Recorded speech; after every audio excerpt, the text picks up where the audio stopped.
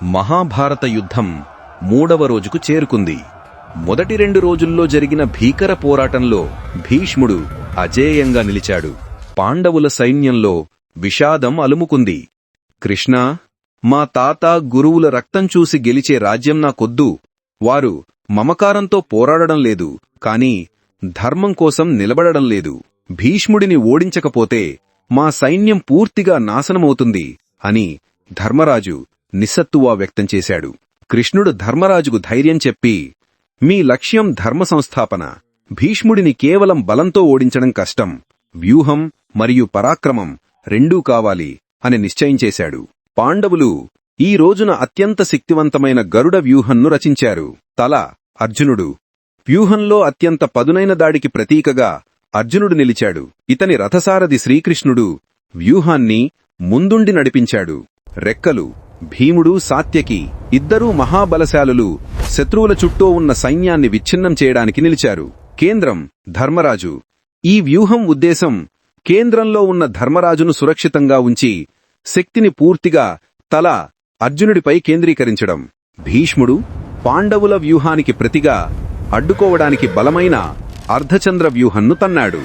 ఈ వ్యూహం వక్రంగా ఉండి పాండవుల దాడిని రెండుగా విడదీసేందుకు తోడ్పడుతుంది. ఈ వ్యూహం మధ్యలో ముఖ్య వీరులైన ద్రోణుడు, అశ్వత్థామ, దుర్యోధనుడి నిలిచారు. శంఖారావం మోగింది. 3వ రోజు మహాసంగ్రామం ప్రారంభమైంది. శ్రీకృష్ణుడి సారథ్యంలో అర్జునుడు తన గురువులు, తాత ఉన్నారని ఏమాత్రం మొహమాటం లేకుండా పూర్తి శక్తితో యుద్ధం చేశాడు.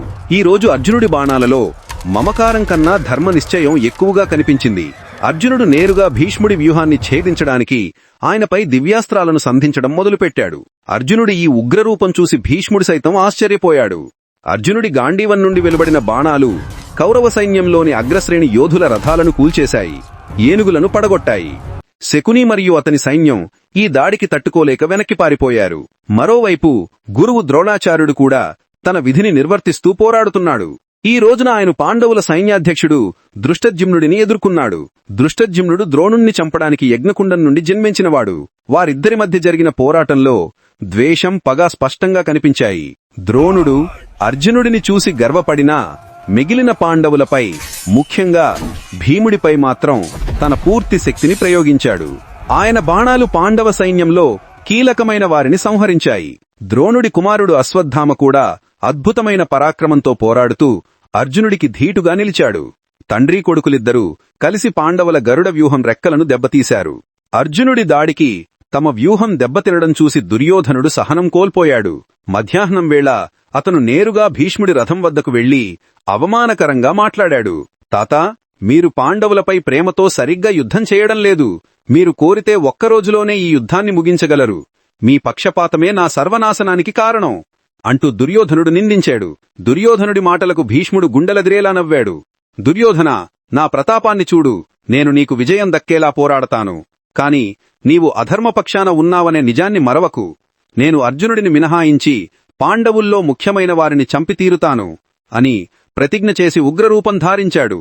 ఈరోజు భీముడు తన ప్రతిజ్ఞకు మరింత దగ్గరయ్యాడు. ద్రౌపది వస్త్రపహరణ సమయంలో దుశ్శాసనుడితో సహా కౌరవ సోదరులను చంపుతాననే ప్రతిజ్ఞను గుర్తుచేసుకుని కోపంతో రగిలిపోయాడు. 3వ రోజు భీముడు దుర్యోధనుడికి అత్యంత ముఖ్యమైన కౌరవ సోదరులలో మరికొంతమందిని తన గదతో దారుణంగా సంహరించాడు. ఈ మరణాలు కౌరవ సైన్యంపై పెను ప్రభావం చూపాలి. భీముడిని ఆపడానికి కౌరవులందరూ కలిసి ప్రయత్నించారు. భీముడి ధాటికి తట్టుకోలేక దుర్యోధనుడు మరోసారి ప్రాణభయంతో వెనక్కి వెళ్లాల్సి వచ్చింది. భీష్ముడు, ద్రోణుడు జోక్యం చేసుకుని భీముడిని నిలువరించారు. అభిమన్యుడు తన తండ్రి అర్జునుడికి తగ్గ కొడుకు అని నిరూపించుకున్నాడు. ఆయన రథం వేగంగా కదులుతూ కౌరవ సైన్యంలో గందరగోళం సృష్టించింది. అభిమన్యుడు ద్రోణుడు, అశ్వత్థామ, కృపాచార్యుడు, శల్యుడు వంటి దిగ్గజాల అస్త్రాలను సమర్థవంతంగా ఖండించాడు. అభిమన్యుని రథాన్ని ఆపడానికి కౌరవులు చాలామంది కలిసి రావాల్సి వచ్చింది. కర్ణుడు ఈ రోజున యుద్ధంలో పాల్గొన్నప్పటికీ భీష్ముడిని అగౌరవపరచకూడదు అనే ఉద్దేశంతో తన పూర్తి శక్తిని ప్రయోగించలేదు.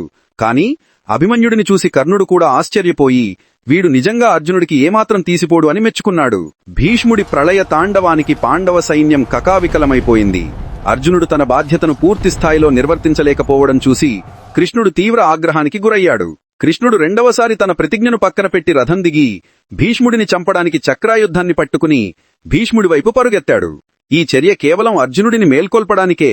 భీష్ముడు నవ్వుతూ, దేవా, నన్ను నీ చేతిలో చంపడానికి రావడం నా అదృష్టం అని చేతులు జోడించాడు. అర్జునుడు పశ్చాత్తాపంతో కృష్ణుణ్ణి పట్టుకుని, కృష్ణా, నా ప్రతిజ్ఞను కాపాడండి, నేను యుద్ధం చేస్తాను అని వేడుకున్నాడు. కృష్ణుడు శాంతించి రథమెక్కిన తర్వాత అర్జునుడు తన జీవితంలో అత్యంత భీకరంగా యుద్ధం చేయడం మొదలుపెట్టాడు.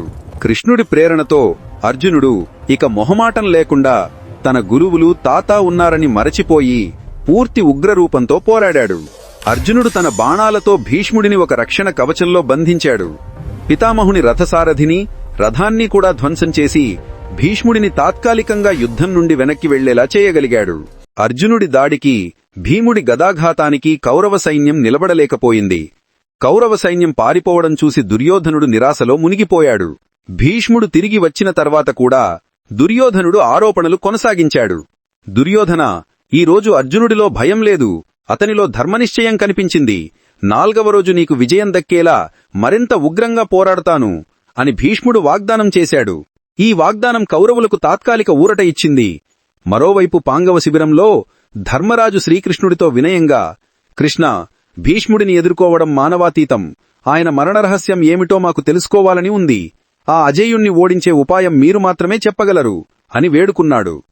ఈ రహస్యం 4వ రోజు యుద్ధంపై పెద్ద ప్రభావాన్ని చూపబోతోంది. భీష్ముడిని ఓడించే రహస్యం పాండవులకు చేరింది. మరి 4వ రోజు యుద్ధంలో భీముడికి కౌరవుల నుండి ఎలాంటి ఎదురుదెబ్బ తగిలింది? భీముడు ఏ అతిపెద్ద విజయాన్ని సాధించాడు? ఈ మహాసంగ్రామం 4వ రోజున మరింత భయంకరంగా మారబోతోంది. తెలుసుకోవాలంటే తప్పకుండా మా ఛానల్ను సబ్స్క్రైబ్ చేయండి. జై శ్రీకృష్ణ.